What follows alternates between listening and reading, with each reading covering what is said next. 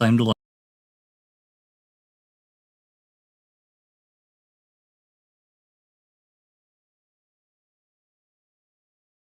Welcome to the Foul Play YouTube channel.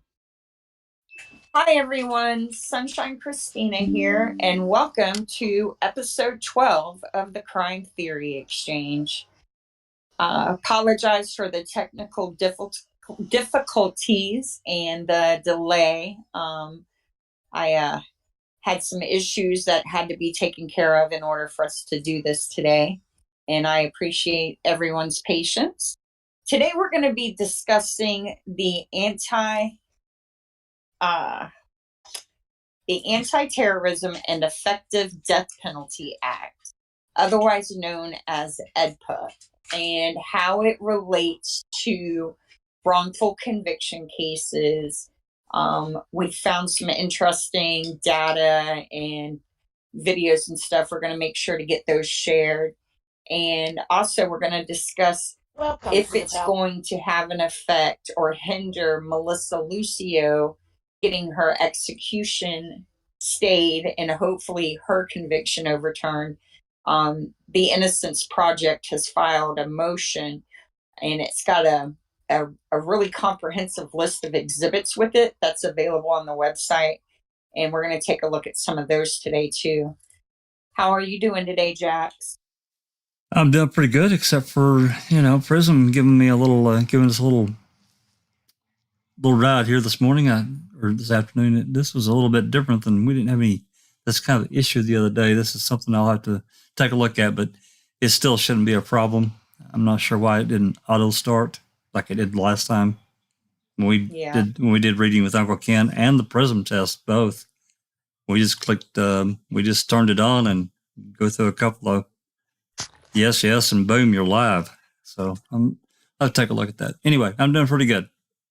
Well, good. Susan, how are you? Doing great, Christina. Thanks. Yeah.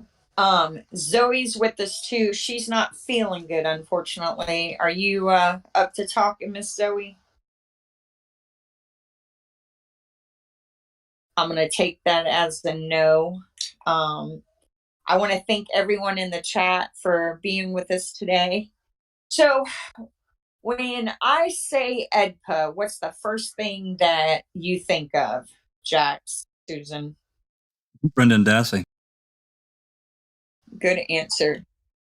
I also think of the Oklahoma City bombing and the worst change to a law that's ever happened in this country. Yeah. The worst law that's ever been put into effect. I would agree with that. I would agree with that too. So, as many of you know, Bob Macy was a very, I call him evil, DA in Oklahoma City. And I did not recognize until yesterday, I didn't put two and two together, that Bob Macy was very instrumental in getting AEDPA passed. And for some reason, upon learning that, I was just not shocked at all, because he has this, Rhonda knows so much more about him, but for me, the impression of Bob Macy that I get is a guy who thinks if you are a prisoner, then you're not worth anything, right? If you've been charged of a crime or with a crime, you're already convicted, your life is forfeit, and you no longer matter. I think that he thinks of most people that way anyway. But, if he has a chance to charge you, especially with a serious crime, I think he probably enjoyed the fact that he basically made it damn near impossible for innocent people to get out of prison, or for people to get out of prison, period, innocent or guilty. And I'm sure that he took great pleasure in that. And he was disbarred, wasn't he, prior to his death?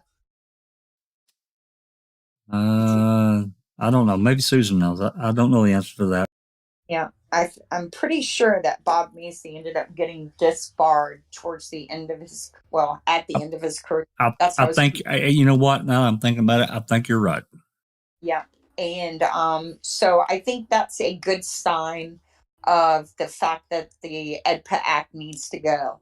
Right. It was, engineered. I don't want to say it was engineered by Macy, but it was so basically EDPA got designed and got started because, like Susan brought up, the Oklahoma City bombings. And it was sold, for those of us who watched Making a Murderer, they used Timothy McVeigh and his crime to sell EDPA. They wanted to make the time from conviction to execution not be such a long period of time. So I would say probably 98% of the people who voted for this and supported this thought that that's all that it was about, right? It was streamlining the process from conviction to execution. But the reality is, tucked inside of that was so much more that it affected. I mean, it basically, like it says, hold on, my dog. What do you see? Somebody walk by? I don't know. I don't know. Here, I'm gonna mute. Will you talk for a minute, Jax? I think Sure. he hates EDPA as much as we do. Yeah, you're right.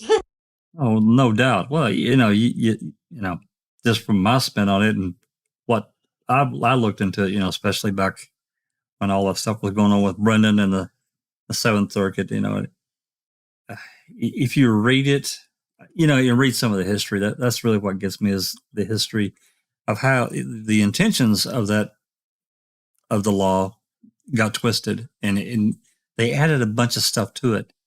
And it's fine if you've got a really dangerous terrorist out there. We want them locked up. We don't want them running around the world. You get convicted of the United States of some terrorist activity. I personally don't have a real issue with somebody getting locked up if they're really dangerous like that, and making it really, really difficult for them to get out. But what they did, they basically stripped habeas.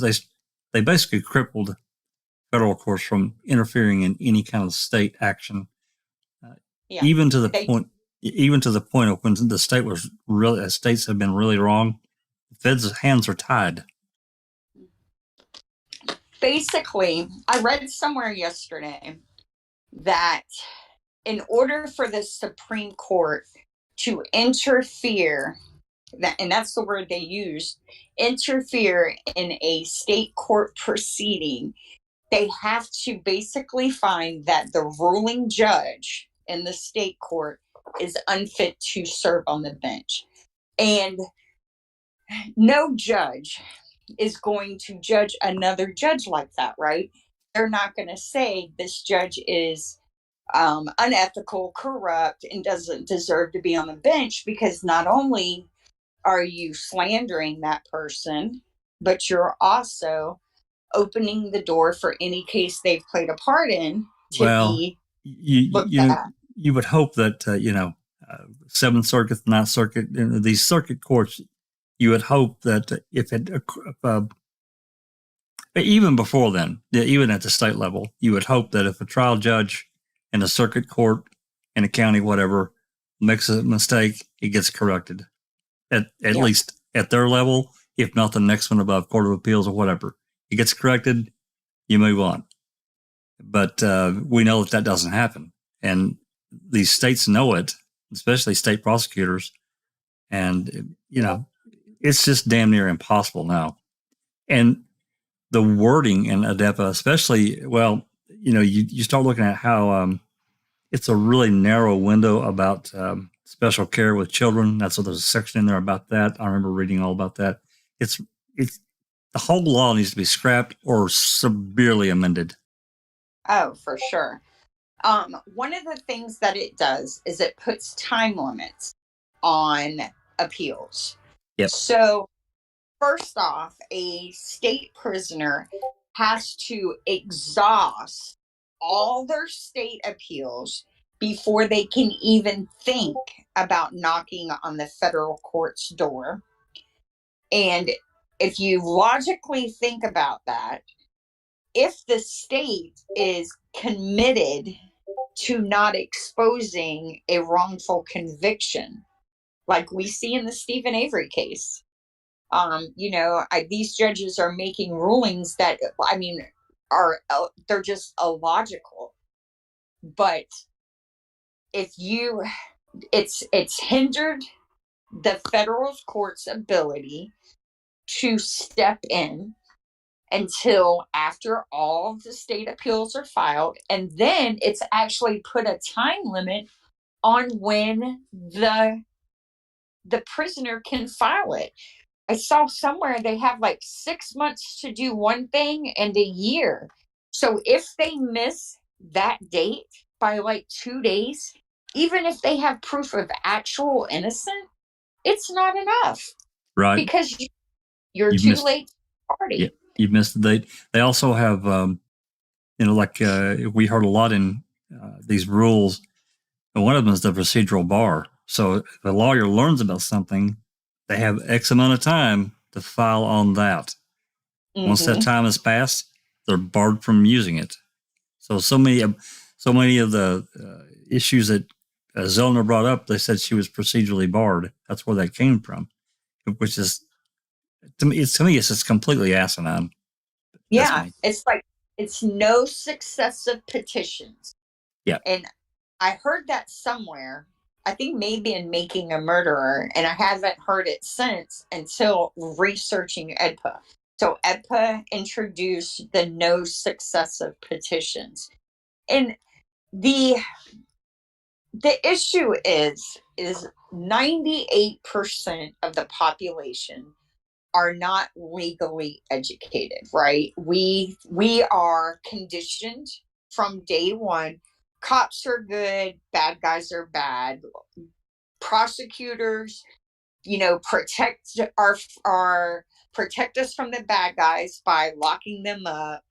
And there's no, you do not learn of the instances where corruption is embedded in a criminal justice system, and a system that was designed for good is exploited to perpetuate evil. And so you're conditioned, cops are good, bad guys are bad. So when people, like, I was talking to the guy at the phone store today, trying to tell him about Melissa's case, waiting for him to, do my stuff. And it wasn't that he had no interest in hearing about it, one.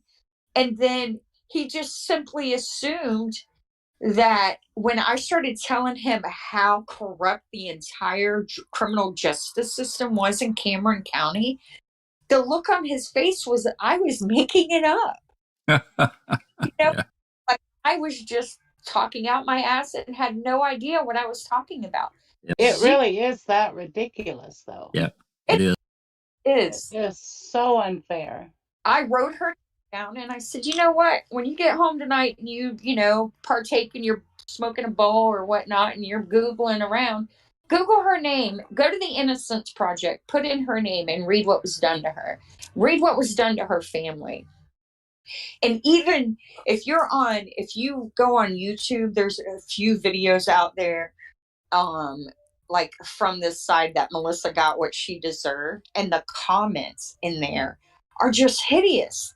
I'm in a battle right now with this girl who says that how dare I say that Melissa doesn't deserve to die for what she's done to her children, because her daughter is on TikTok. One of her daughters is on TikTok and is talking about the abuse she suffered at the hands of her mother, right? The only issue with that is this little girl was like 3 or 4 when she was taken from her mother. She had only been with her mother a total of like 6 months. And there are thousands of pages of DCF documents and interviews with the kids where none of them made one single allegation of ever being physically assaulted by their parent. Now, Melissa said she would spank them and pinch them, pop them on the arm, probably slap them on the back of the head. I mean, there's 12 of them running around like banshees, I'm sure.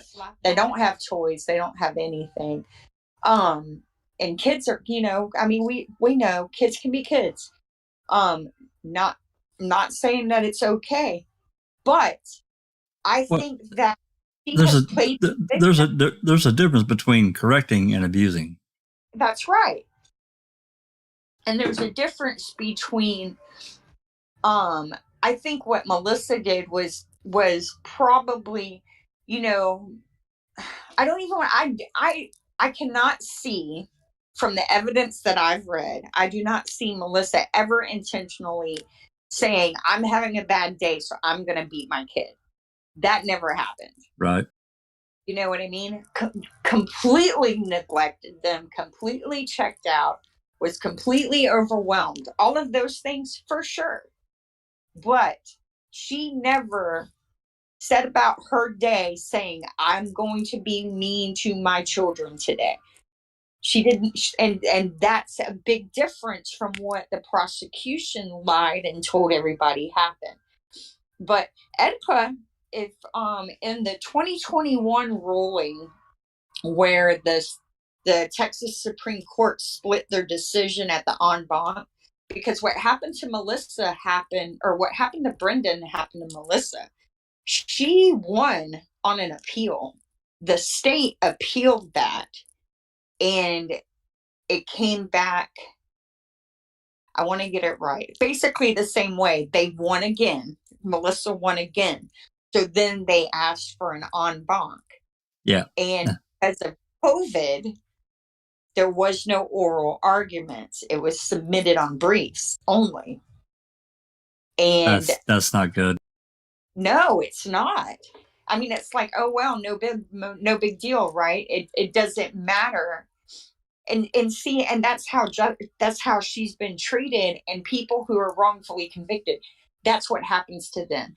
It's okay to do it to them, even though we're not doing it to anyone else, right? So the judges couldn't ask questions like they did at Brendan's. No. And that's a point, Susan. It's a very good point. So even though it was submitted on briefs, and yes, she did lose, it was a very unusual split decision in a highly, I think they call it a red court, a highly conservative court. That's the word for it. A highly conservative court where several of the judges who ruled for the state said they were only ruling for the state because AEDPA made them. Wow, that's terrible. That makes me sick to my stomach. Yeah. Mm-hmm. And you have these people who are not legally educated, who don't know the case at all, and they're all over TikTok talking about, well, the judges said she was guilty, she lost her appeals. I mean, but they don't even know what they're saying. And and it just frustrates me because you're perpetuating as an injustice. You're perpetuating what Villalobos and Gilman, the DA and public defender in this case, have done to her. She has literally been stepped on and used and exploited by men her entire life. And if she dies, that's the life she's led, right? Because that's what Villalobos and Gilman did. They exploited her for personal gain. Villalobos and Gilman to get a job in the DA's office. I was fixing to say it was all some kind of political or job connection for advancement. Yep, but people are hating on her because she couldn't effectively take care of her children. but yet DCF was in and out of her life over and over and over again, and never tried to get her housing. They never tried to, take her kids permanently. Why did they keep giving her kids back? You see what I'm saying? Exactly. Yeah, you're mad at the wrong people here. So, but can we watch? I want everybody to watch that video. It's a real short one. I stumbled across this. I think this is called. I don't remember the name of You're the. talking about the congressional testimony. No, it's a 9-minute video. It would have been the first one I sent you yesterday. That's the only one I want to play today. Hold on. It's a Lawless. It's 6 minutes, and this one's 6 minutes and 28 seconds. Yeah, the congressional testimony has Shearer, hand Shearer to Bill Winsey. Yeah. Bill Winsey. It's got a guy in a gray shirt. I can't see that, but because I've got it paused. I think it's Lawless America. Yes. So I stumbled across this video, and this gentleman has a website and a magazine. When this video was made in 2009, his magazine was the only publication. It's specifically for the wrongfully convicted to have a voice. And I found that very moving, right? Because whatever his story is, and I haven't had a chance to look into why he's doing this, something affected him enough that he is now giving a voice to those who by design don't have a voice. And and I just think the video it explains why AEDPA is it has to go. It just, I don't know any other way to say it. But yeah, can we? Yeah. Do you mind talking? No, not at all. If you're here in Discord, you're probably gonna have to unmute. So, yep, Okay. here we go.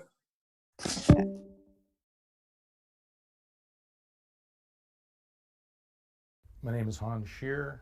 I'm from Seattle, Washington. I am the editor and publisher of Justice Denied, the magazine for the wrongly convicted, which for almost 14 years has been the only regularly published magazine in the United States devoted solely to issues related to wrongful convictions. I've been associated with Justice Denied since 1998.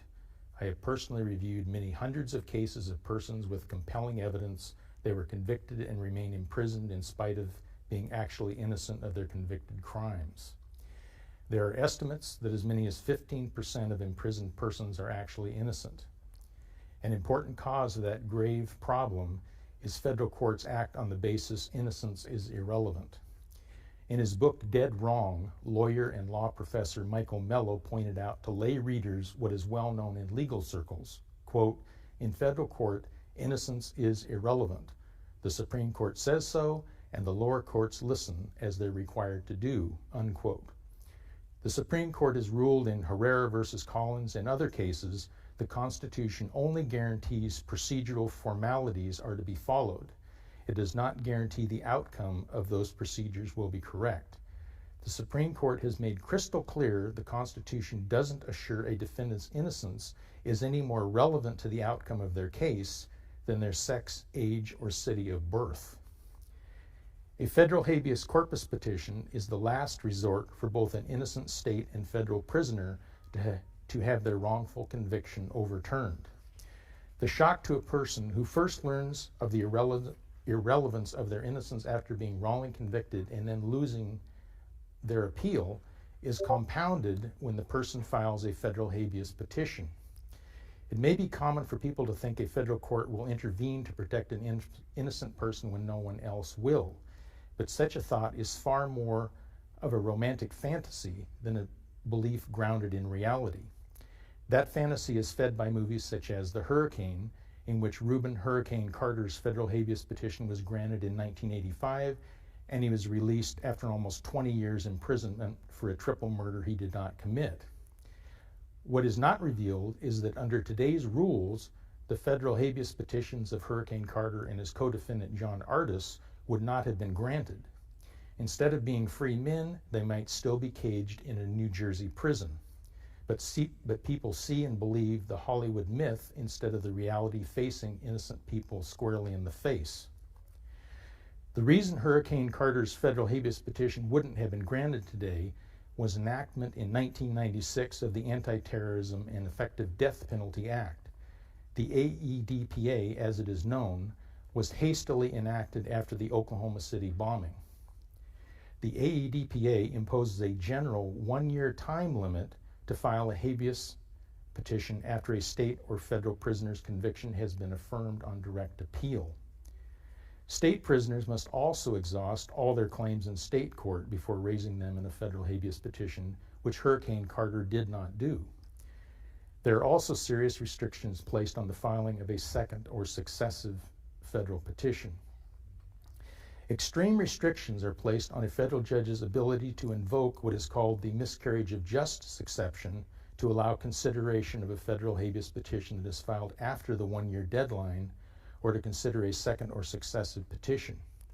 A petitioner has to overcome the hurdle of what is called due diligence in discovering their new evidence that establishes their conviction is a miscarriage of justice. If there is a reasonable likelihood the new evidence could have been discovered by a petitioner before expiration of the one-year filing deadline, they didn't exercise due diligence, and that evidence is not allowed to be considered. There are untold thousands of innocent men and women languishing in state and federal prisons today because of the extraordinarily harsh and unfair restrictions imposed by the AEDPA. Those restrictions don't recognize the reality that imprisoned persons are limited by the circumstances of their confinement from discovering new evidence as quickly as required by the AEDPA's one-year time limit.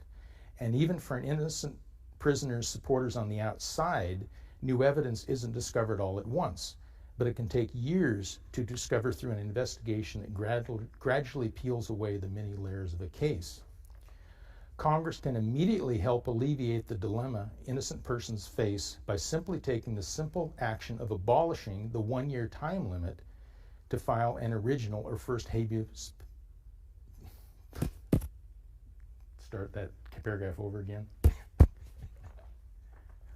Congress can immediately help alleviate the dilemma innocent persons face by taking the simple action of abolishing the one-year time limit on an original or first federal habeas petitions being filed by state and federal prisoners. So it impacts all innocent prisoners that abolishment should be made retroactive for every person imprisoned at the time it takes effect. It also needs to be specifically spelled out that the due diligence requirement does not apply to an original or first petition no matter when it is filed. Even if it takes 10 years for a prisoner to obtain new evidence of their innocence, a federal court should be able to review that evidence the same as if their habeas petition was filed within the one-year deadline that now exists. Abolishing the one-year time limit will help untie the hands of federal judges who today are hamstrung by the AEDPA from doing what they know is right for a person that they believe is actually innocent. Thank you.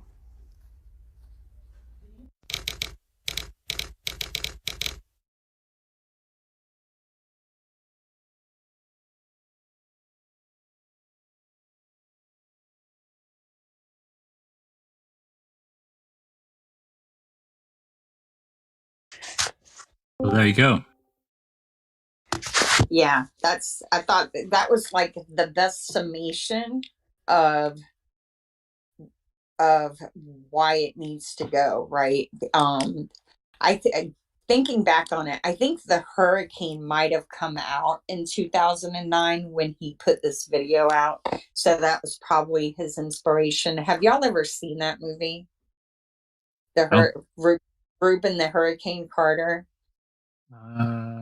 I don't think so. I don't think so. It's got Denzel Washington plays Reuben the Hurricane Carter, and I don't want to tell you what it's about. It's based on a true story, obviously. I'm pretty sure Denzel won an Oscar for this, for his performance. It is a phenomenal telling of a awful injustice. He was him and his friend, and the poor kid that got hemmed up with him was just hemmed up because he happened to be in the car. He was driving him around that night. Reuben Carter was a up and coming boxer who had like a pretty impressive record, and he was at a club, and someone misidentified him, and interracial witness identification. And he and the guy that was with him that night were charged with a triple murder, and they were convicted. And it took him over 20 years to get out. Bob Dylan actually wrote a song about him called The Hurricane, trying to get his case back into court. And so basically what this gentleman is saying is that Reuben Carter would not have been able to even get out of prison because he did not finish the state court cycle.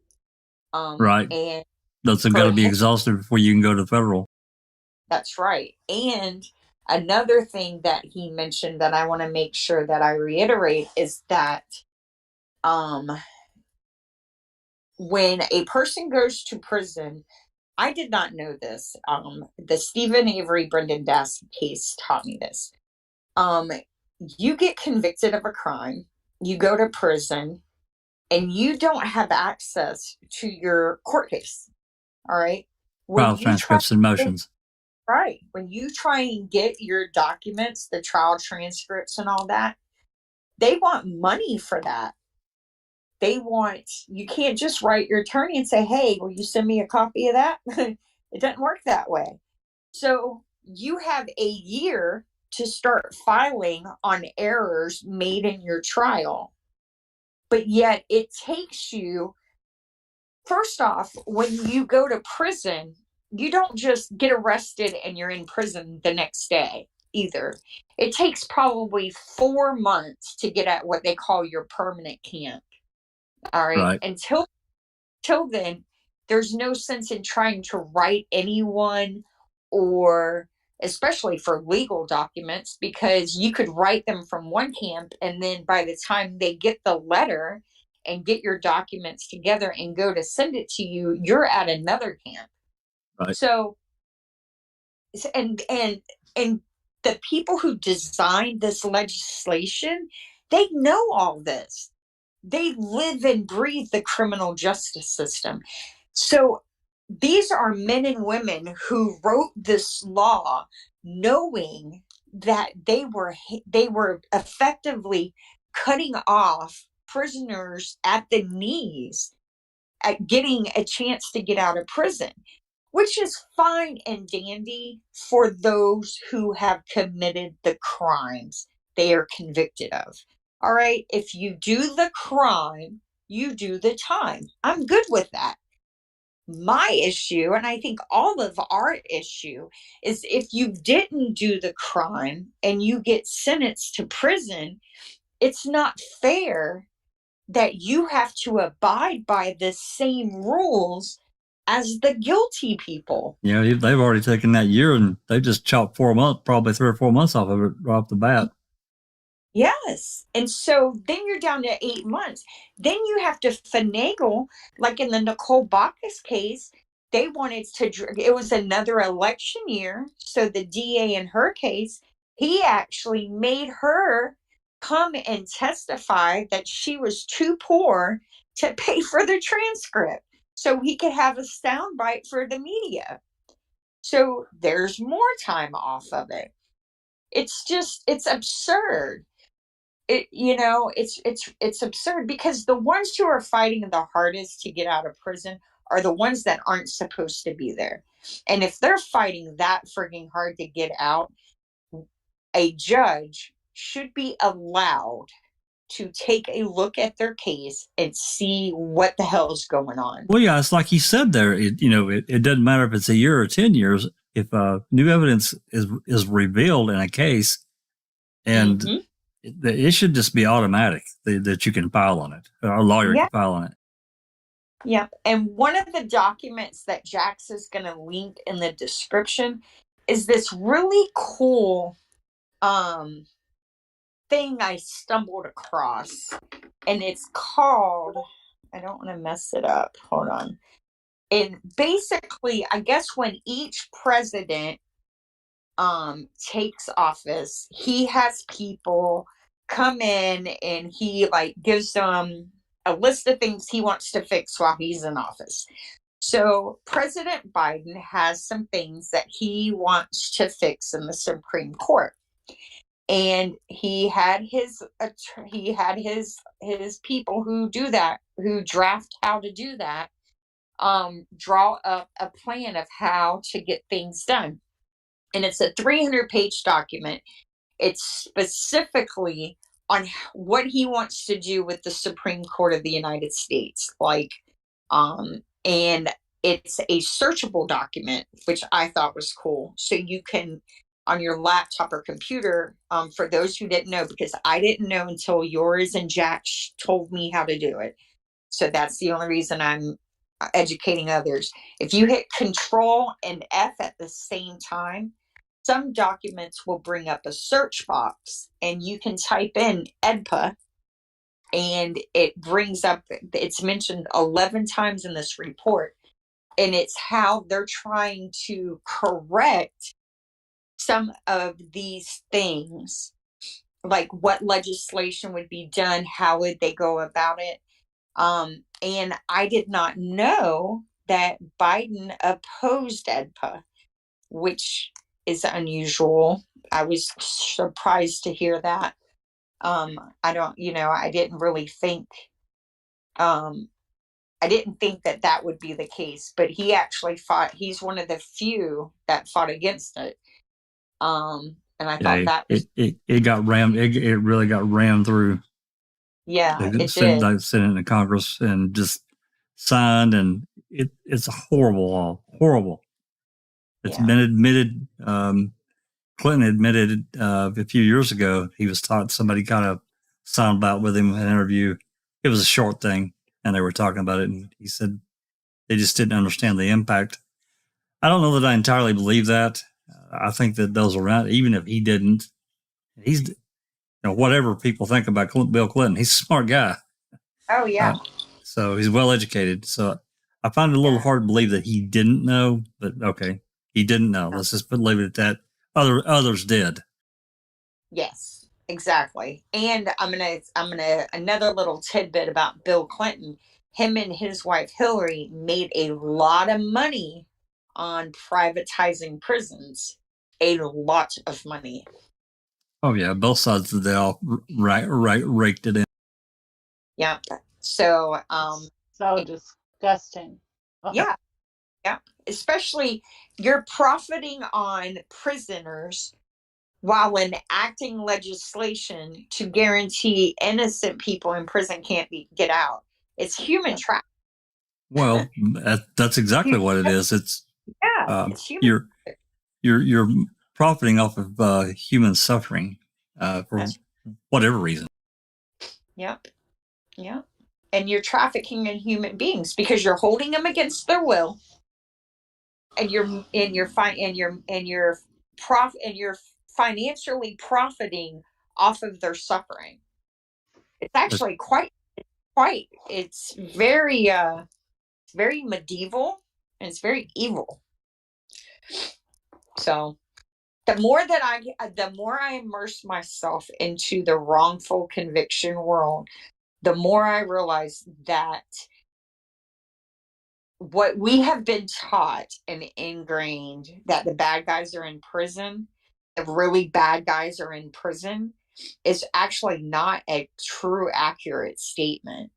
The really bad evil guys are the ones sitting in their houses with a whole lot of money, trying to figure out how to keep making money off of other human beings without getting caught.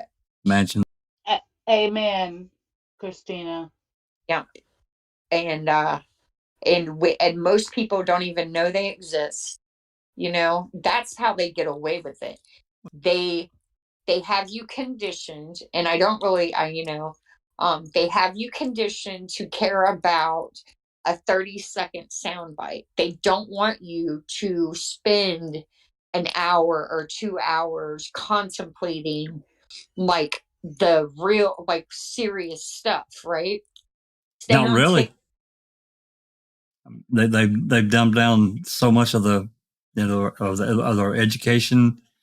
I mean, I'm not as much in touch with it now, but I just saw it over the course of, I've got 5 kids that went through public schools, and it's not to say that, we've got bad teachers, but the curriculum changed, and they were mandated to teach, so I don't know. I just see it as another thing that I've noticed is probably researched more now because people are waking up, but this, when I went to school, and I've told this before, we had some really good teachers, and I had a really, really good civics teacher, and he explained, to a kid, 14-year-old, 13, 14-year-old, as best he could about government. And it really it sparked a lot of interest because he did it in a way that wasn't, you start talking about government, people's eyes start rolling, but he did it in such a way that it was good. Yeah, well, that's good. Because my civics and my government teacher was the worst. It was so bad that when I was in college, I stayed far, far away from any classes to do with it because I thought it was boring. And so I'm now getting a crash course in it in my 40s, right? And I wish I would have had one with passion because it may have actually steered me in another direction. Our teachers are they're lamps for our children of tomorrow, right? And so Mine was the same way, Christina. yeah, It was so boring. I don't remember anything from it, to tell you the truth. No, me either. So at least I'm not. It makes me feel better. I'm not alone. So I another thing that I stumbled across doing some research for this episode is there's another video, we're gonna link it, and it's an interview with a guy by the name of Radley Balco. And Radley Balco talks about AEDPA, and he mentions, it's a 2.5-hour video. I sent it to Rhonda, and Rhonda said that she already had it, and she actually talked about it on one of her podcasts a few months back. And they when he's discussing AEDPA and discussing cases, some of the cases he mentions are that dentist, that hillbilly, that Netflix documentary covers it, the hillbilly dentist. Dr. Michael Vest. Yes. So he actually wrote a book called, I'm going to get it wrong. He wrote a book called Death and the Hillbilly Dentist or something. Dr. Death and the Hillbilly Dentist or something. And he wrote awful. That guy was awful. Yeah. And I really want to read this book because I have the way this guy, if you haven't seen the video, I highly recommend it. It's about 2.5 hours long, but the guy is just, he's very articulate. He's actually a blogger for the Washington Post. He's blogged for the New York Times. And when they started doing no-knock warrants back in the early 2000s, he was very vocal against that. And he, was talking about how the police forces were becoming more paramilitary-like. And a Supreme Court justice actually mentioned him in his decision on a case. So that's a pretty cool little. Well, he's right, because to me, that's it just reminds me of reading about a lot of the stuff that the Nazis did in Nazi Germany in the early 40s. just break Yep. your door down and come in. Well, we don't live there. We're in America. You're not supposed to be able to do that. This is your home is your castle, you know. Yeah, that's right. I agree. Okay, so his first book was a book called Overkill: The Rise of Paramilitary Police Raids in America, Washington. Then he wrote one called Rise of the Warrior Cop. And then his last one is the one I was trying to remember the name of, is The Cadaver King and the Country Dentist. And that's talking about that little wrongful conviction ring that they had going on, preying on black men. And wasn't that in Mississippi? Yep. I think that. Yeah, I think that's right. Zoe would know for sure. Yeah, Because I'm pretty sure. Zoe, you're here. Are you here? I am here, yes. Yeah. And all that with Dr. Michael West was What in was the Mississippi. question? All that with Dr. Michael West was in Mississippi, right? Yeah, in Mississippi, as far as I know, yes. I found this guy yesterday, and he wrote a book about it, and he called it The Cadaver King and the Country Dentist. And I'm gonna try and get it. Oh, that guy is just unreal. Yeah, he's evil. He's up there with Bob Evil. for Yeah. sure. And Unless he's from Utah, and I thought that was interesting because that's where the West Memphis 3 case was from. And I wonder if that didn't influence his, because he is about the same age as Damien Eccles and them. He was born in 75, so he's around our age. And I wonder if that didn't influence him, trying to change the criminal justice system by writing about it. possibly. Yeah, but it's definitely, I highly recommend that video. And then trying to think, what else did I send you yesterday to talk about? Well, we've got got pulled up now. This 25 years of AEDPA from the prison. What's this place? The prisonlegalnews.org website. And there was an article talking about AEDPA and where do we stand. Okay. And by the way, everything that I'm showing today, plus some other stuff that we're not going to show, is in the video description. So Yeah. this So is a pretty long article here. yeah,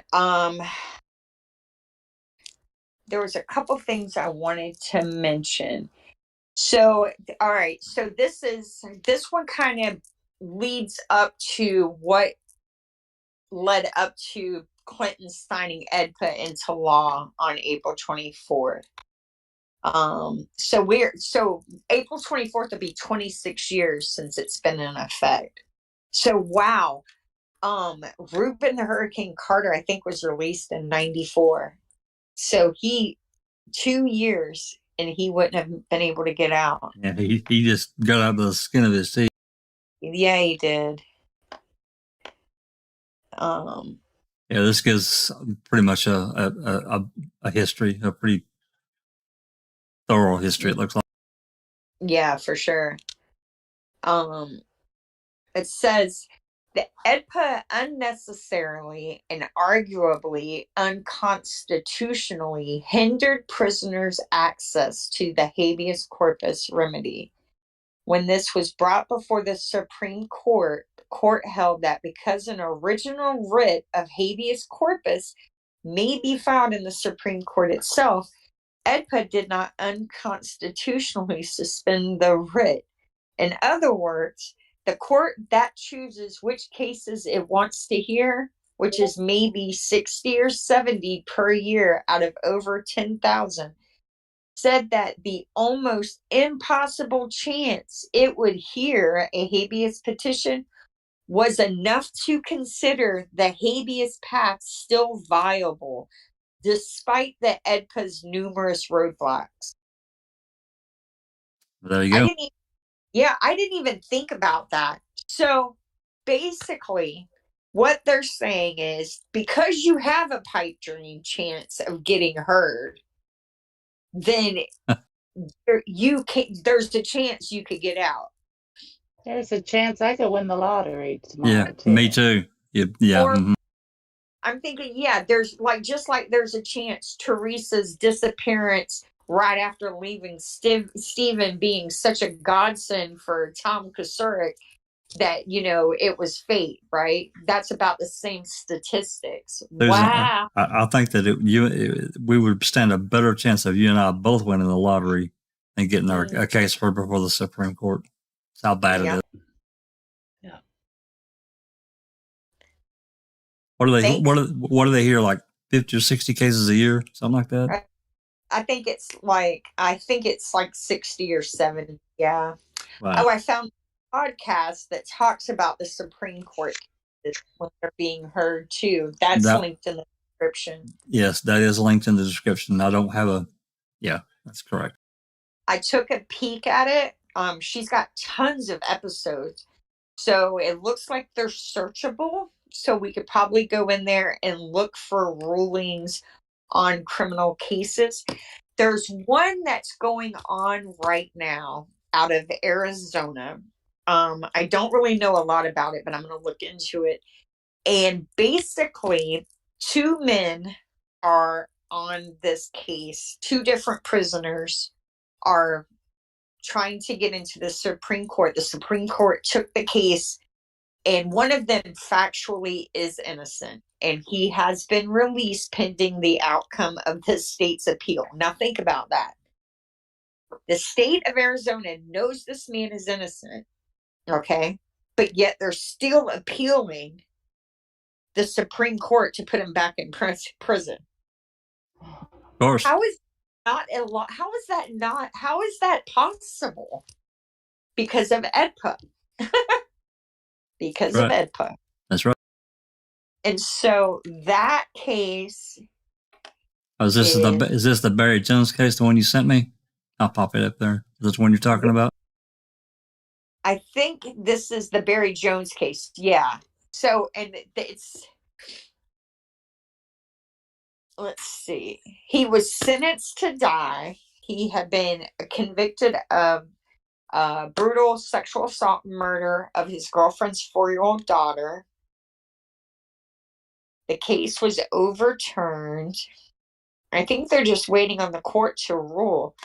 The Arizona Attorney General challenged Burgess's ruling, appealing first to the Ninth Circuit, which sided with the defendant, then to the Supreme Court. In their petition for certiorari, which does anybody know what that word means? I forgot to look at it. Certiorari. Thank you. Isn't that where people send in letters of support, Jack? What's it called again? I'm sorry. Certiorari. Yes, it is. Petition. Yes. Yep. Remember, all those prosecutors came out in favor and sent all those in for Brendan. For Brendan, yeah. Yep. Okay. So basically,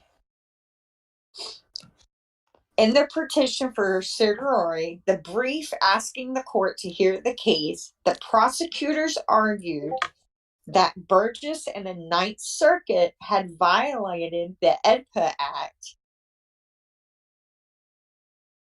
because Burgess should never have been allowed, to use the evidence presented at the hearing to overturn Jones's conviction.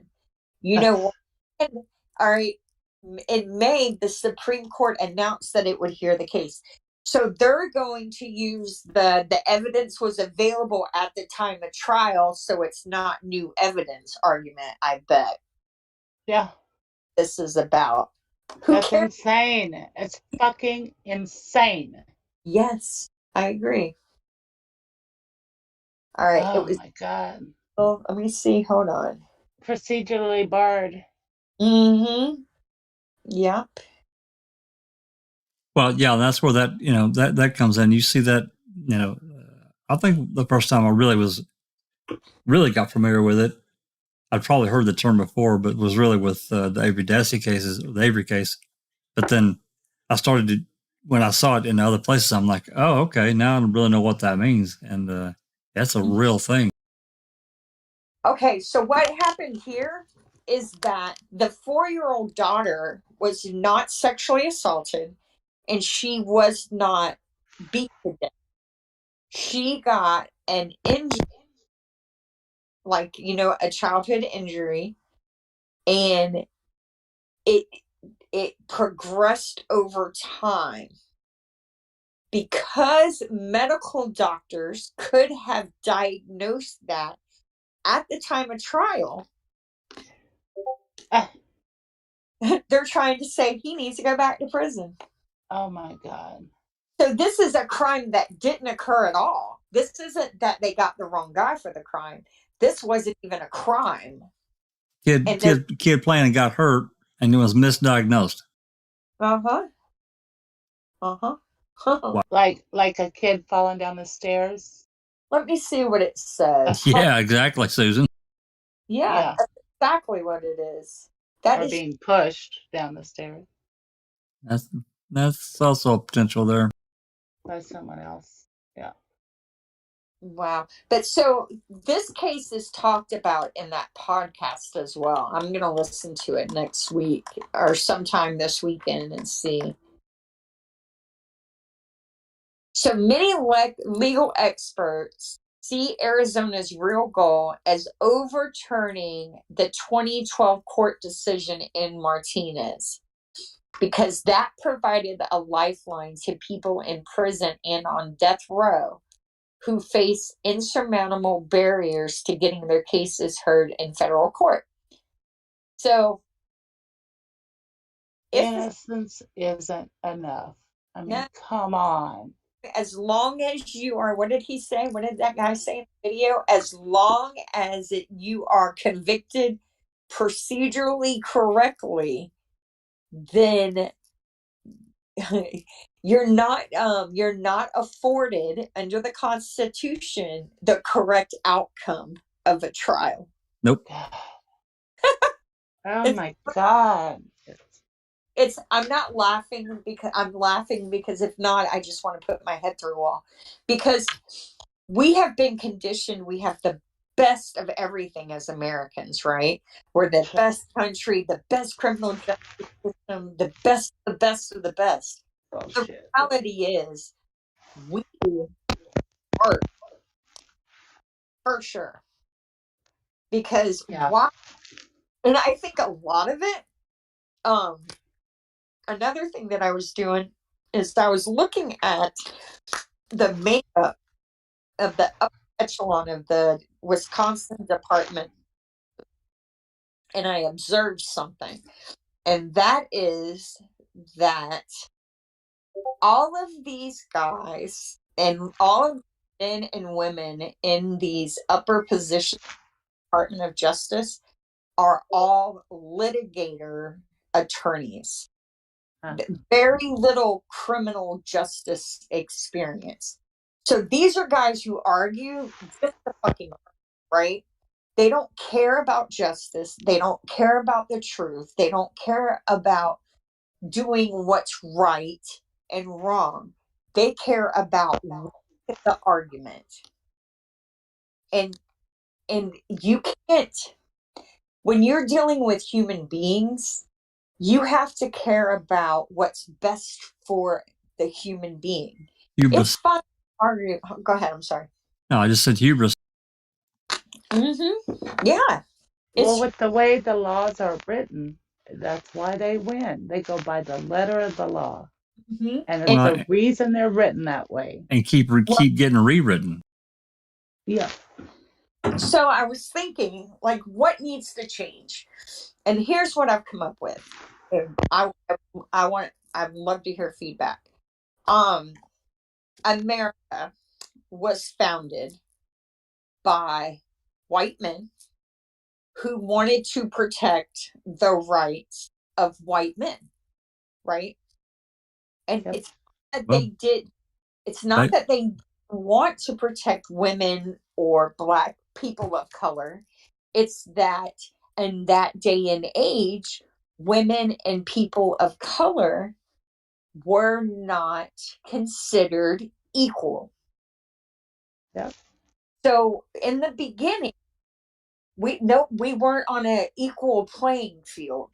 So women and people of color and prisoners, because they're not afforded the same rights as free white men, they've been playing catch up, trying to enact legislation to make it equal for them. And then you have people like Timothy McVeigh, who for whatever reason felt he needed to do that unspeakable act of evil in Oklahoma City. And that allowed people in power, predominantly white men, to get even more tougher. There's so many things in AEDPA that are just they're just wrong. You were talking about punishment a minute ago. Have you watched the documentary on Netflix called The 13th? I don't know. What's it about? The 13th Amendment. No, I haven't. You need to watch that. Yeah. You're going to be mad. Yeah. You're going to be mad. Yeah. Yeah. The 13th Amendment. The 13th Amendment is basically, it talks about equal rights basically for everyone, except if you've been convicted of a felony. Mm-hmm. So now you're a slave again. That's exactly Digital what slavery. Yeah. That's exact. Yeah. And they wrote that way back. You look and see when it was written. I won't give you that. I won't spoil any dates for you. But it was written back at a time after the slaves were freed. Not long at all. So that gives you some time frame. So that all these Black people that got released from jail or whatever, they could do a petty crime. Bam, they're right back in jail and right back out working on the farm or the plantation. Yep. I mean, yeah, you need to watch it. It's bad. It kept slavery legal. Yeah, basically by the government. Yeah. Wow. Yeah, I'll watch that today for sure. And that's what it is. It's marginalizing the marginalized even further, right? Yep. And every year I've noticed that the people who are marginalized grow, right? So there's a bigger population of marginalized human beings to prey upon for those who want to do so. And they have the money because they have profited over and over off of human suffering. I didn't realize that there was movement until recently. There's an actual movement to try to get, I think it's called reparations for descendants of slaves from these wealthy people who own them. And there is this massive pushback over that, right? And I was like, well, how do I feel about that? I was like, well, they don't need to do that. It's in the past. It's in the past. And I was like, you know what? Yes, they do. Because these people, here's the thing. If you go into, let's say somebody owned a plantation in the 1700s in New Orleans, and their family has kept up with their money and they're still millionaires or billionaires by now. And you go into their home and they have antique furniture. Did you know you could sit on a couch that is stuffed with slaves' hair? I did not. Yeah, me either. And the thought that people find that a fucking antique and a treasure and don't want to burn it because of what it represents is reprehensible to me. Have you watched that? I'm sorry. Did you watch that documentary that Zoe streamed it for us earlier? What's the name of it, Zoe? Susan? Gabrielle. I seen the name. I didn't get to watch it. I'm It, sorry, Jack. Which one are you talking about? the one that we just watched with Zoe streamed earlier. Oh, Kendrick Johnson. Finding Kendrick Johnson. It tells a lot about the history Oh, of slavery and a lot of things that went on. and That the racism in this country. Yeah. absolutely, and it's really And horrific. and how the FBI was Oh so yeah, racist. absolutely, Yeah, it's very, very interesting. it is. You need to watch that one too. Okay, I will. For sure. Yeah, when I learned that about the coveting of these items that represent human suffering It's sick. by children or by family members today, I think that reparations are demanded, and I think they are very much well deserved. And I think it will go a long way to and I think they should be given to sharecroppers, like descendants as well, because it has allowed this. It's in the past, we forget about it attitude has allowed them to think that what was done doesn't matter, and that it's still okay to rejoice in what you gained off of others suffering, and I just have a serious problem with that. I really do. I think a lot of Americans do too. I'm one of them. Yeah. There's and I'll tell you how I stumbled across this. It's pretty weird. So I follow this I think she's called a forensic death investigator, and she stitched a video on TikTok, wanting to know where John's bones come from. And I was like, huh? And so I clicked on the video and I watched it. And there's this guy, and he has, and I kid you not, in his room, I watched many, many, many skeletons, human skeletons. And he won't say where they came from. And so there was another girl that stitched that same video, and she was telling how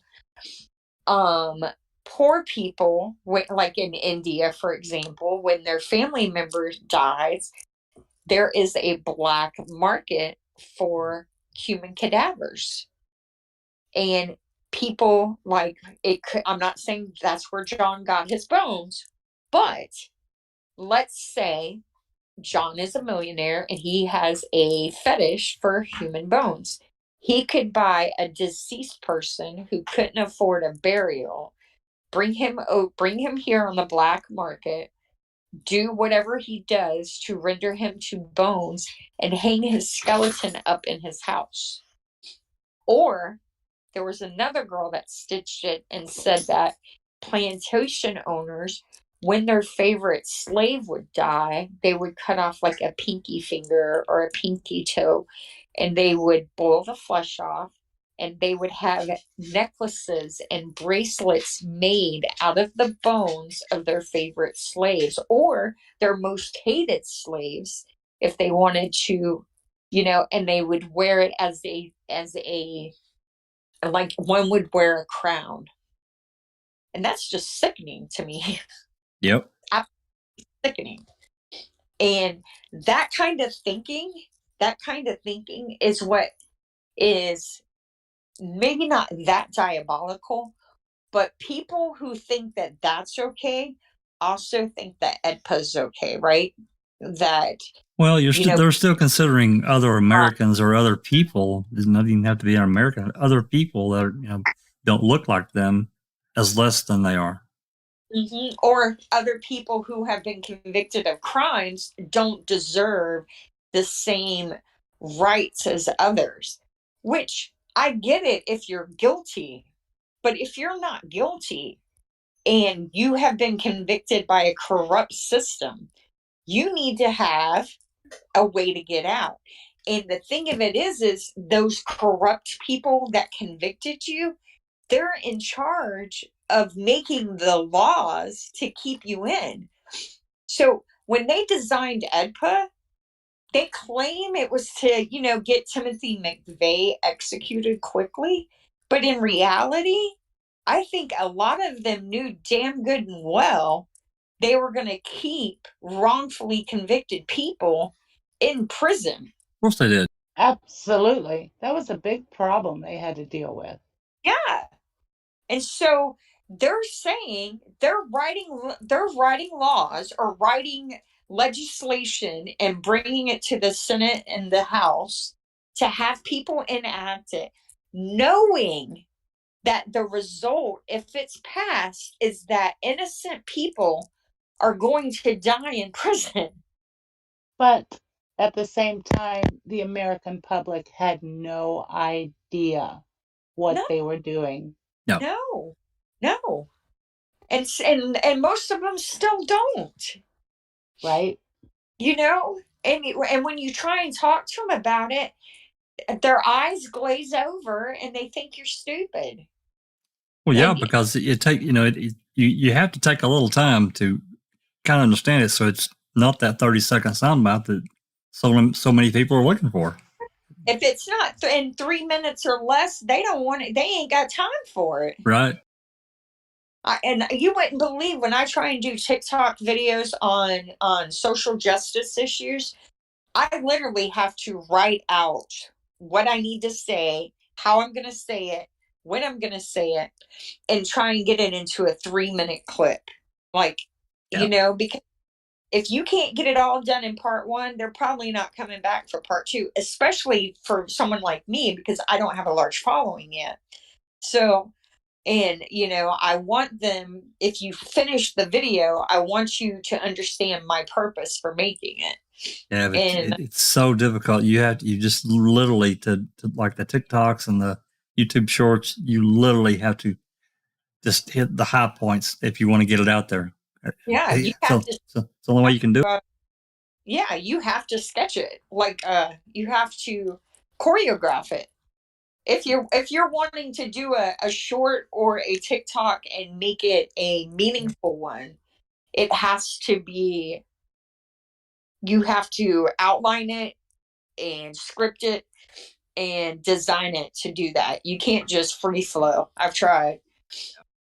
Yeah, that's why I have 87 drafts. Oh, is that all? Well, now that I have a new iPhone, I can hold more. I ran out of minutes.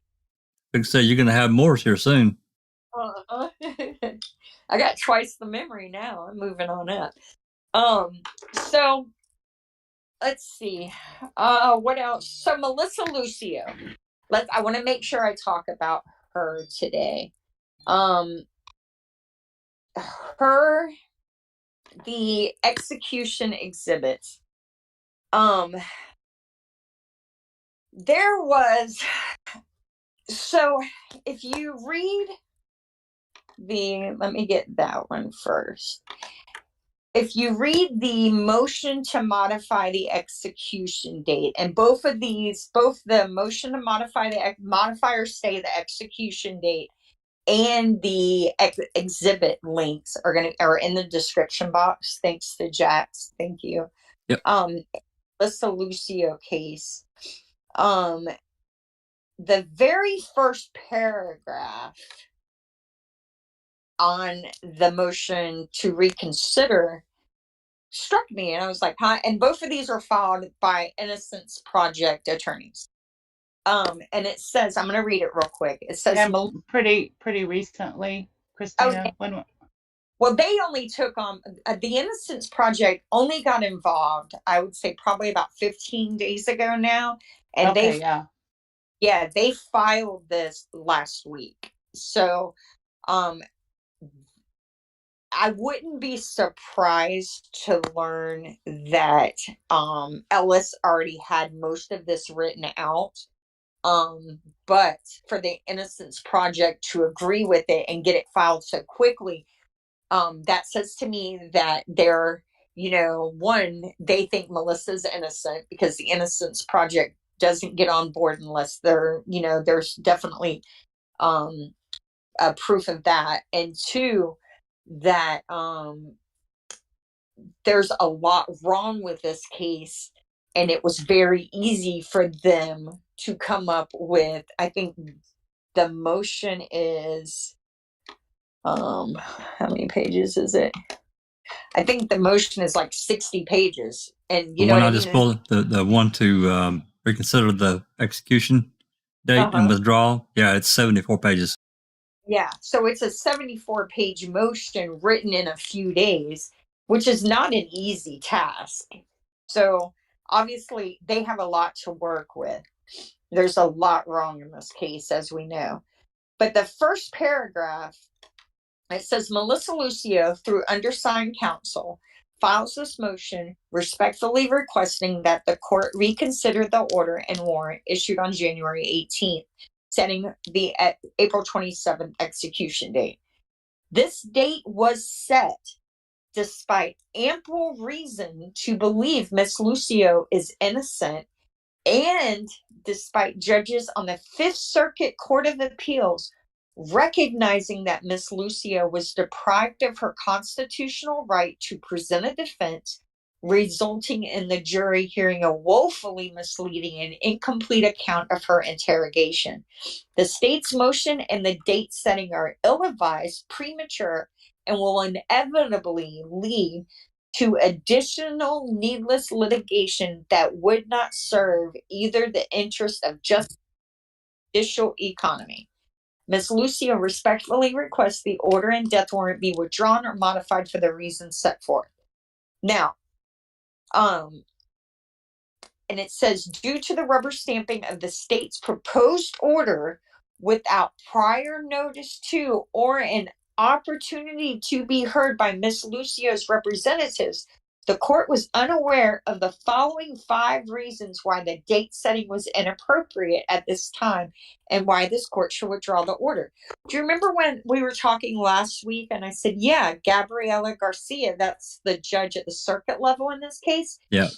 Sainz submitted the motion to set a date on the 17th, and she signed it less than 24 hours later. Yeah, you'd mentioned that. Yeah, and it just didn't sit right with me. And I asked Frank Powell about it, and he's like, well, it's all been litigated. And you know what I mean? They've gone through everything. She's worked out of her appeals. It's the logical next step. And I'm like, Frank, it just doesn't sit right with me. Even if it would be legally correct to do that, I, as a judge, would take a pause and make sure that killing another human being is going to serve justice, right? So, obviously, that's not how it's normally done. I think they have a lot of other influences around them, though. I mean, they have clerks and, probably other judges. I mean, I don't know. I just think that they have other influences around them that, take less than a day to decide somebody's going to get life in prison or you're going to kill them. I think that's pretty bad. Yeah, exactly. And apparently, I guess you file the motion and then the defense normally has, a chance to respond and then they set a date. I don't know. I don't know the legal process of how it's done, but the Innocence Project seems to suggest that the judge signing it that quickly is not how it normally works. So I found that interesting. And then if you go down to the bottom of page 2, of course, they're going to use COVID. All death penalty cases are using COVID as a reason to stay them right now. We saw it in the Julius Jones case. Yeah. But it says, I don't understand this, and I'm going to try and figure it out. It says the setting of a date so close to the statutory minimum of 91 days after the entering of the order. Oh, I see. Setting the execution date will not allow Miss Lucio a fair opportunity to present her case for clemency. So when he submitted the application to set a date, they have to make it at least 91 days out. So how many days from the 17th? And he actually asked for a date in April. Like, he didn't say, can we set an execution date? He said, can we set an execution date in April? And she said, yes, sir, and gave him one. Wow. I'm gonna guess that's 91 days. You're right. So they're literally they're trying like hell to get her killed and get this case closed and get away from it, right? What it sounds That's like. Yeah. And think about that. Let's murder her so we don't have to be exposed for wrongfully convicting her and perpetuating her family's misery for 13 years. Just murder her. That is so crazy. It's just absolutely crazy. So this is the petition basically talks about like her upbringing. And then I wanted to read this part about Mariah. It's on page 6. It says Mariah Alvarez, life and death. Mariah had a mild physical disability that made her unstable when walking.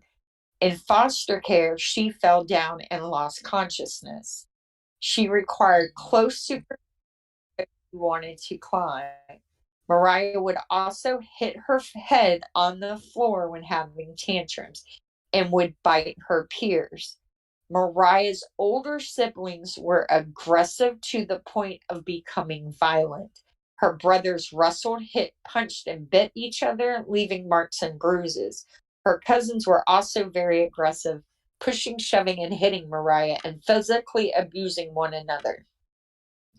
On November 21st, 2006, so this is 4 months before she died, Mariah and 8 siblings were returned to the care of Melissa and Robert Alvarez. Melissa and Alvarez lived in a second-story apartment accessed by a steep, decrepit exterior staircase. That's a very good way to explain it. Yep. On February 15th, while Melissa and Alvarez were moving the family out of their apartment, Mariah fell down the stairs. Mariah appeared to have only a minor injury.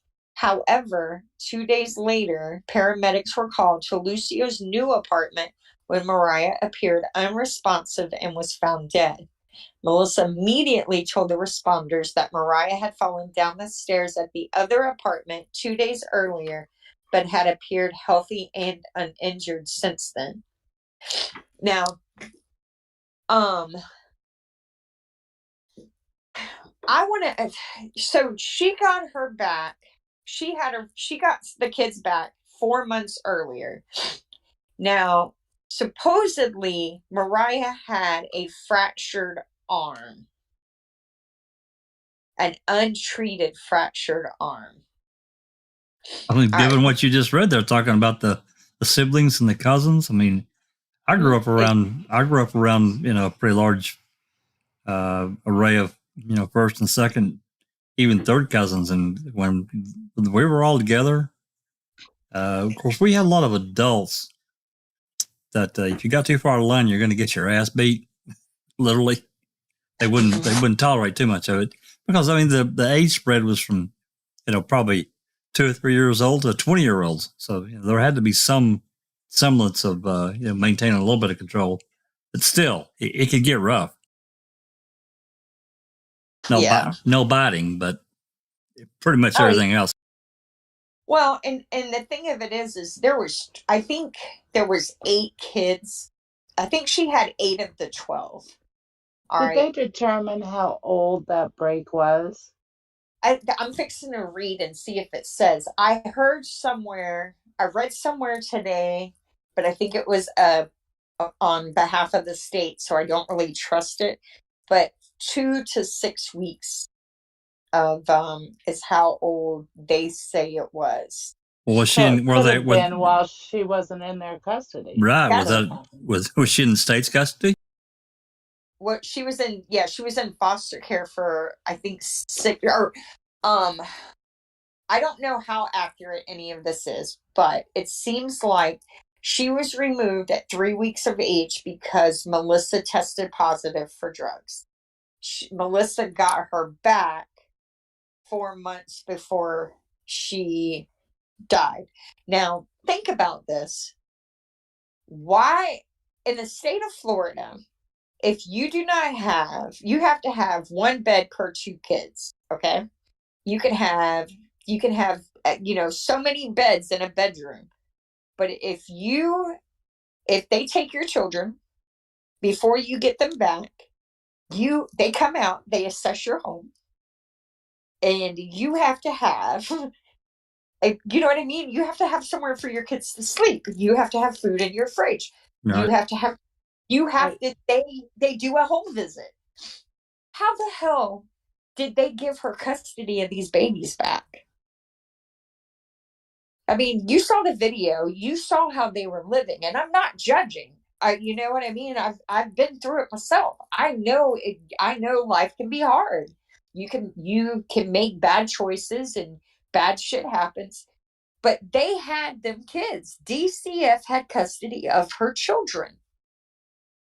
What did they see that gave them the confidence that Melissa was going to take better care of them now in October than when they took them away? And I'm assuming that that's while they were living in that apartment with the decrepit staircase. Yeah, exactly. That they gave them back to her. Exactly. Yeah. Exactly. But see, if they sue DCF if they convict her of murder, then nobody talks about what DCF has done here, right? Nope. So, and I tried to explain this to them people on TikTok, and they don't want to hear it. She's a bad woman. She needs to die. But if you spend more than 30 seconds thinking about this case, the state of Texas has failed Mariah, has failed Melissa, and has now failed all the other children. It's just crazy. Agreed. It's just, I mean, it's illogical to think that they're trying to kill her so that none of this gets talked about. And they almost got away with it. If that woman hadn't made that documentary, if there hadn't have been a film for people to watch upon learning of her execution date, she would have been looked at as just another piece of human garbage. You know what I mean? Because right before Julius Jones was executed, there was a man that was executed for a murder. Like the week before. I think his last name was Grant. You remember that? Y'all remember that? I remember it, but I don't remember the name. But I take your word for it. All right. What was his crime? Why did he die? You see what I'm saying? You see what I'm saying? We don't know, right? Because he was, quote, guilty, unquote, right? So it sucks that the death penalty, for those of us who don't believe in it happened, it's over, we move on. And that's almost happened here. Yeah, it's hard to say what influences the documentary had. I'm sure it's had some influence on the judicial process, but what the documentary did, the documentary told another side of the story, right? Right, that's what I'm saying. Okay. And I'm gonna, and I'm wrong. I'm wrong. I need to also give Melissa's attorney, her appellate attorney, who has been on this case, who did it by herself when no one else believed in her, kept fighting for her. Hold on. And I'm drawing a blank at her name. Margaret. Her first name is Margaret Schmucker. All right. Margaret Schmucker has always believed in her client's innocence and has fought hard to get her off death row. But if it wasn't for Margaret Schmucker, and if it wasn't for the woman who made the documentary, I think Melissa Lucio would have been looked at just like John Grant. See, this part 3 here I've got up on the screen, this is another really important part to me, because this is really where it begins. Of course, it had already begun prior to them getting to this point. After hours of coercive interrogation, Melissa repeats what investigators tell her to say. And that's exactly what we see in the video. Mm-hmm. Yep. She simply acquiesced, just like Brendan did, right? That's right. They beat him down. And I think her actual words were, I think she said, yeah, I'm responsible. And I could see how she could even believe that was true, right? I did it. You're right. I did. I'm responsible. That's right. Because she's the parent. And so she's been taking responsibility for, her children. If she had made better choices, they wouldn't have been living in that decrepit ass apartment. Yep. That's a really good point. Where were they living? I'm going to ask her daughter that on TikTok. She hasn't answered. She'll pick questions to answer.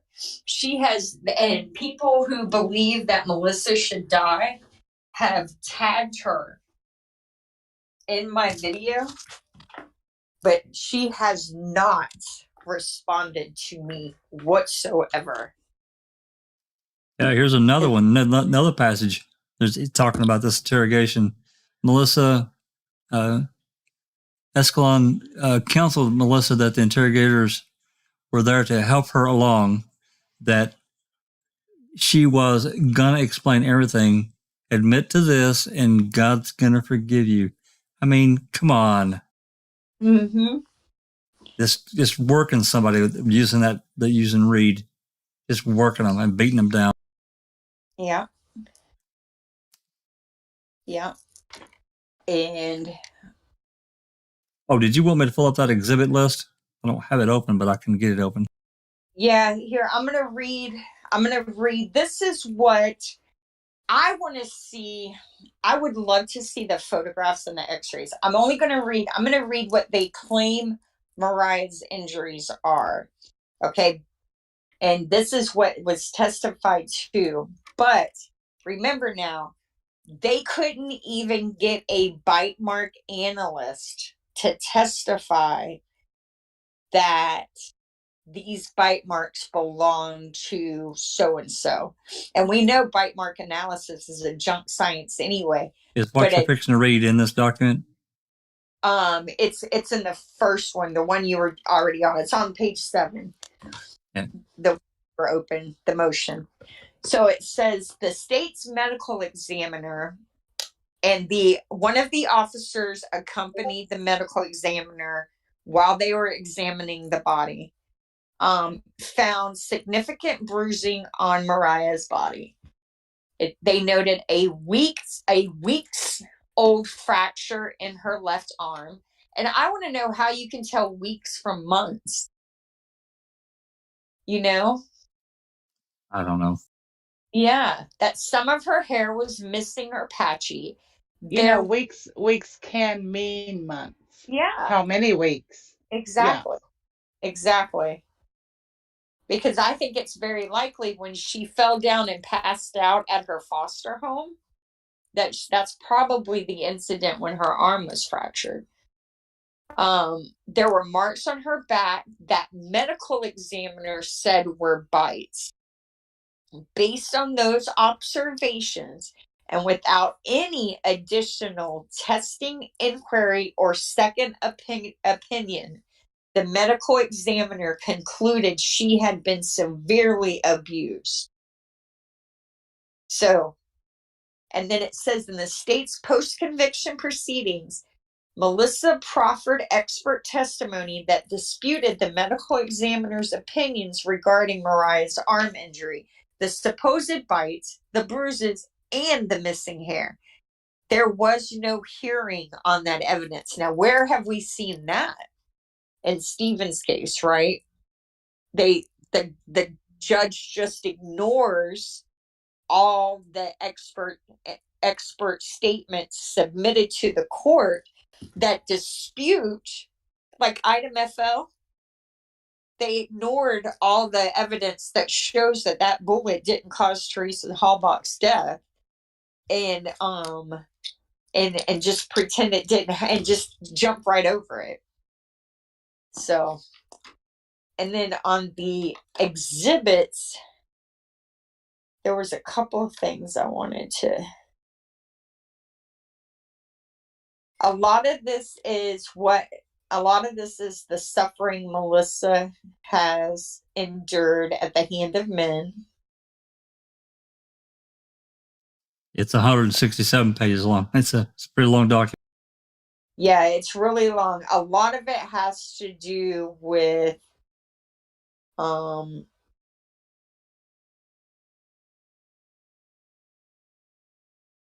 but there's declarations at the back of it, and it's talking about how the death penalty just isn't,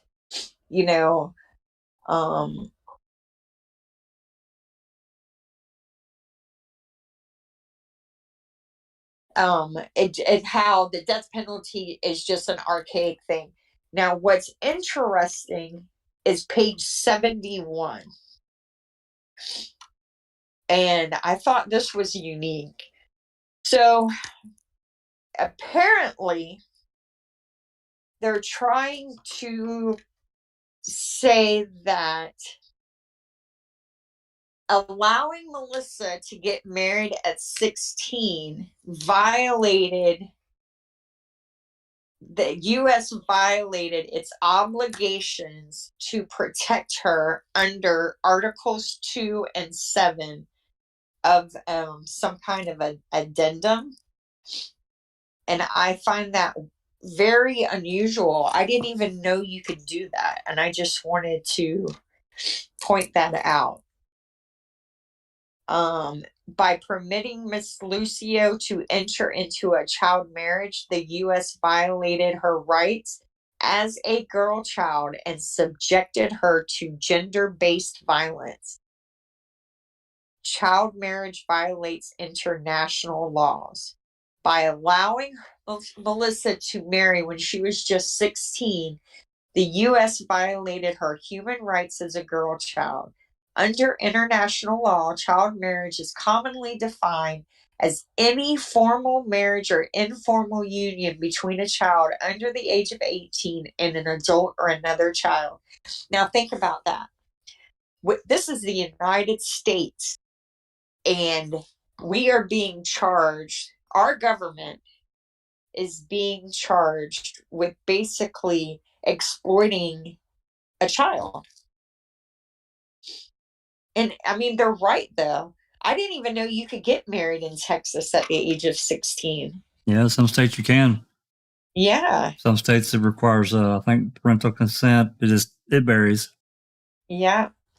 So, for anyone who's interested in like human trafficking, this is a really interesting view of child marriage in America and how it sets up the girl child or the boy child to be exploited and abused by the person they're marrying.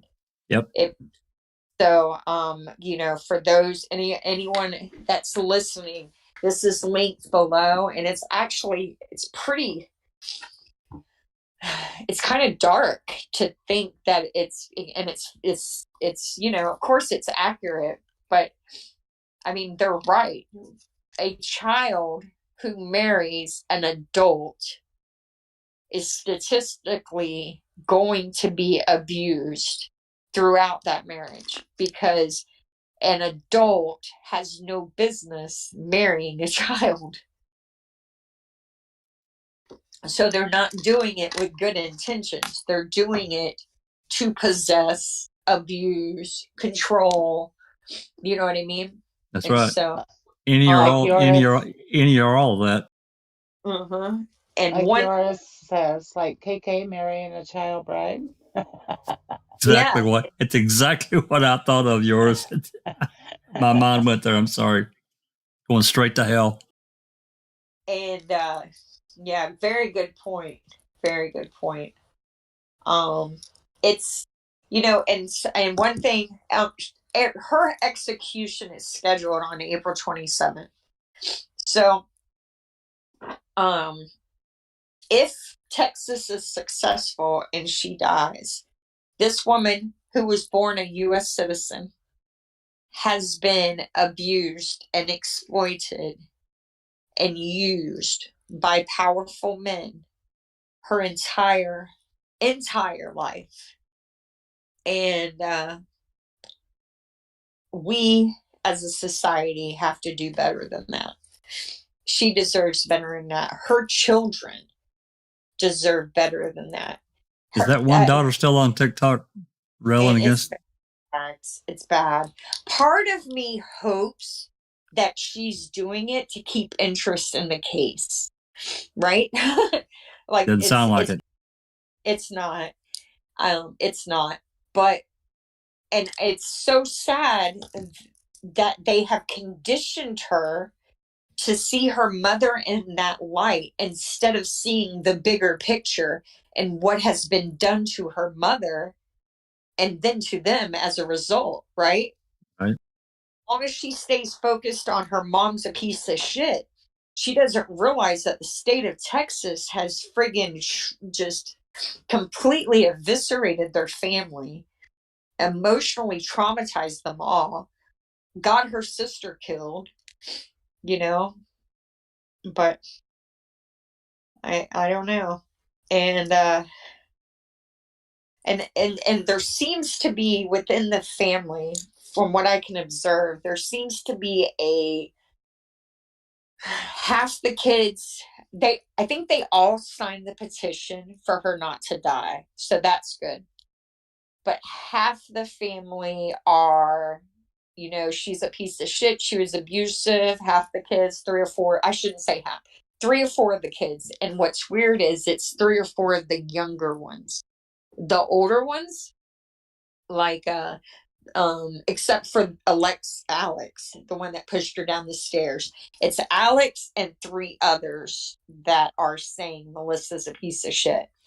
And then the other kids, which are the older kids, are the ones saying, my mom's a victim just like my sister was. And I find that telling as well, because their memory of their mother and their relationship with her has to be better because they had more time with her, right? Right. So, yeah. Absolutely. Yep. They would know better, Mm-hmm. have a better idea of what actually happened. Yeah. Are there any exhibits in this exhibit list you want me to pull up? Well, I got it open. No, I think that was all I really saw that I wanted to make sure that I pointed out. If anybody, if you got the time, I would read it. It's got lots of experts who have who have made statements about why executing Melissa Lucio is unjust. But the thing of it is there's no evidence in this case, right? Just like in Brendan Dassey's case, it's words and words alone. So you combat words with more words, I guess, is how it seems to, I'm learning is how it works. You can't, when a crime didn't happen, you're not going to find a smoking gun that someone else did it. Well, actually, I shouldn't say that, because in this case, we do have the confession of Alex and the statements of the other kids, but those have all been litigated. Those were litigated in the first appeal, I think. So, and no successive petitions, right? Right. Good old Ed. But no, that's about it. So there, going to talk about anything else, guys? while we got a few minutes? Well, we got hopefully some. We'll see what's coming with Highland. I did look last night to see if there was any other news organizations that had picked anything up, and there were a few others. I'm still hoping that a larger media outfit will pick up the story and run with it, because we've been talking about racism, and this is that case is the civil suit is right up that alley, like big time, and it needs a lot of attention. And what else we got? Has anybody been paying attention to Twitter? And it's actually made its way to Reddit too. Ricky has posted a few new calls from Manitowoc County Sheriff's Department, calls we didn't have before. Should see more of that. Should see more of that coming here in the near future. Yeah, they're juicy little tidbits in there. Thor posted one on making a murder on Reddit. Yeah, yeah, I saw that. Well, I noticed that there been a few comments by the guilters, but boy, they're pretty much just downvoting and staying away. Yeah, which I find pretty hypocritical. You can't. It's just like they hear that, and it's like that don't matter. It don't matter, but it does matter. So. Yeah. You know what was interesting in that call he posted from Jost to me? He had to confirm what Sipple looked like. He's the one with the mustache, right? Now think about that. This is a guy that supposedly he had the epiphany conversation with, and he doesn't even know who the hell he is. See, that's another comment that I made to, I think it was Heel Spider, because I think Thor or somebody had said, it was kind of strange, kind of odd, and I commented, and I pointed out a couple things that it really strikes me as odd. But if you think about that call, and then you tie it with Sipple's report, the report on the 9th is wrong. It is absolutely wrong, intentional or not, which I think it probably was. Wrong. I don't think, the 9th is wrong too, but I'm telling y'all, I think I wholeheartely believe the entire burn pit narrative is a fabrication from start. Well, it very well could be, because if they're willing to because I think everything he pretty much wrote on the 9th happened on the 7th. And it's completely different than what he represents in those radio transmissions. So, yeah. The fact that there's no in situ photos and they completely destroyed it. Yep. Yes, I believe that too, Christina. Yep. Yeah. I don't want to talk about it too much, because then you're not going to read my article. I'm working on an op about this. I think I will preface with, I think there is now enough evidence in the public to prove that the entire bones in the burn pit narrative never happened. There was never a discovery. There was never a sifting. None of that happened. And I think it can now be proven with what we have. And I'm working on an article, and I strongly encourage everyone to critique it fairly and be a guilter about it. Isn't it interesting that in that call, Sipple's basically directing him to write a report and say blah blah blah blah blah blah? Well, why would he do that? Why would he do that? Come on. Why to tell him what he needs to say? That's right. Yeah, they were there together, supposedly. Yep. And if you read Joe's, I'm telling you, if you take all three of those reports, you take Sturdivant's, you take Sturdivant, which Strauss was with him. Did y'all know that? I found that's the key to it all. Oh, right? yeah, I knew that. Strauss is with him. So you have Sipple, Joe Sturdivant, and Deb Strauss. All right. And Mignon from that was my first ever FOIA request. Officer Mignon from Brilliant PD. They threw her in there. I don't know why, but I guess she said she'd lie for him. And what's odd about that is, did Sturdivant testify? I haven't checked that out yet. He did. He's the only one. He's the one that fell on his sword about not taking photos before he went and started screwing with the burn pit. Mm-hmm. He is the only one out of them to testify. Sipple didn't testify, did he? No. Jost didn't testify. No. Strauss didn't testify. Nope. Yeah, but you know why? Because it's too hard to keep everybody on the same page when it's a lie.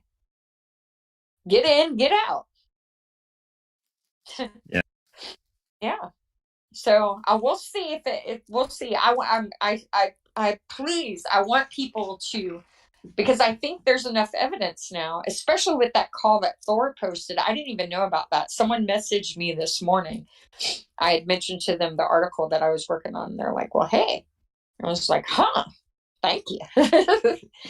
So it'll be good. It's going to be long. And that's the thing. You can't tell that story in 3 minutes. You cannot show that it's a fabrication in a 3-minute soundbite or a 1,500 characters or less. You can't do it. No. And that's why they do it the way they do. They make it to where nobody has the time to hear why it isn't so. Now you'd have to do a succession of 4 or 5 2 or 3 minute videos to make the point. But yeah. As far as anything else new, I'm trying to think. I found this editorial, and I don't even know what magazine this is or newspaper this is. It's called the News Press Now. And it's an editorial saying that firing HCC's president serves no purpose. Can you believe that? If it was written by probably a good portion of the Kansas City or Kansas media, yeah, I can believe it.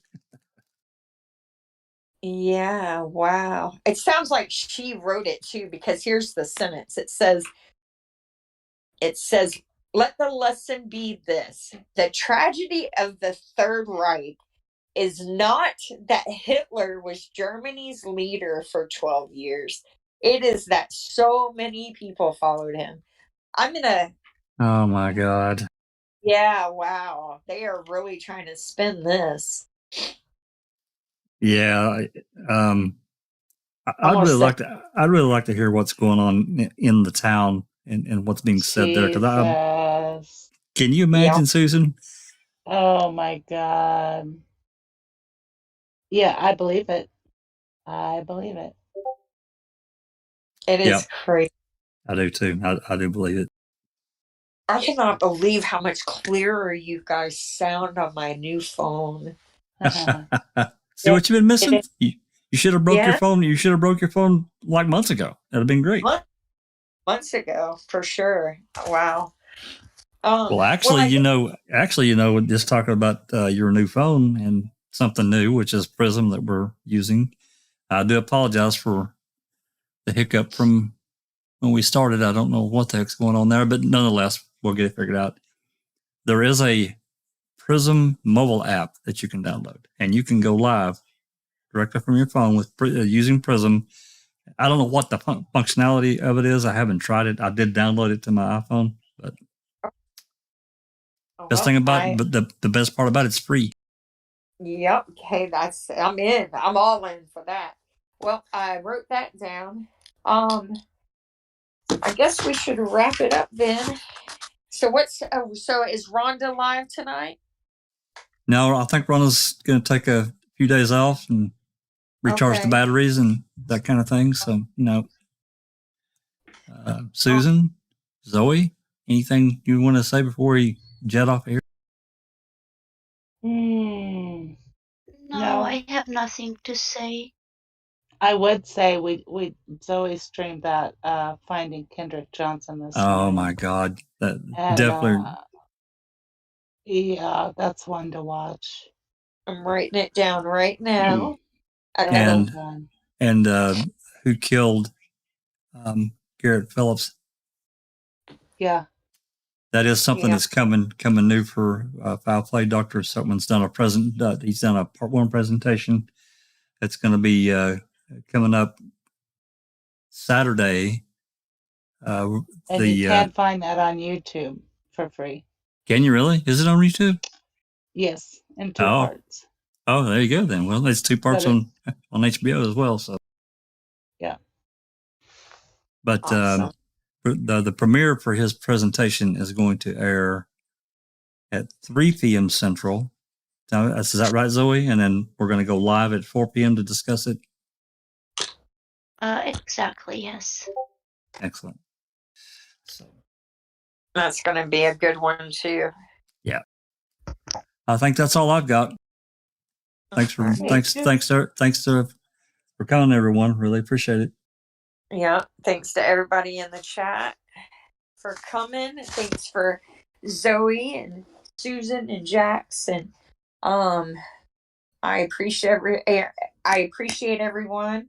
EDPA, we have to keep talking about it. We have to try and educate people. Write your We have to senator. get that changed. Write your senator. Write your congressman. I've done it. Yep. Many times. Write your senator and congressman and tell them to repeal it or amend it.